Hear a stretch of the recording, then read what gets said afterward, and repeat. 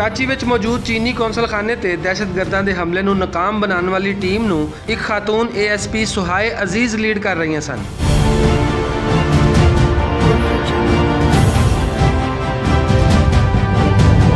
S बहादुर police officer ने 2013 ਵਿੱਚ CSS ਦਾ ਇਮਤਿਹਾਨ ਪਾਸ ਕਰਕੇ ਪੁਲਿਸ ਫੋਰਸ ਜੁਆਇਨ ਕਰਨ ਦਾ ਫੈਸਲਾ ਕੀਤਾ ਸੀ, ਜਿਹੜਾ ਉਹਨਾਂ ਨੇ ਅੱਜ ਬਿਲਕੁਲ ਸਹੀ ਸਾਬਤ ਵੀ ਕਰਕੇ ਵਿਖਾਇਆ ਹੈ।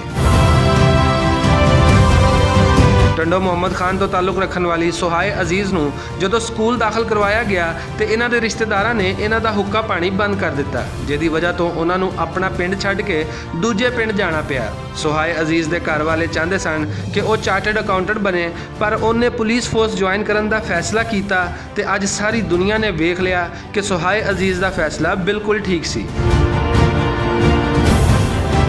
सुहाए अजीज़ पुलिस फोर्स विच आने वाली अंदरूने सिंध की पहली खातून है जिन्हें अतगर्दां नूं नाकाम बना के दस्सिया है कि साडियां जनानियां भी तुहाडे मर्दां नालों वध ने।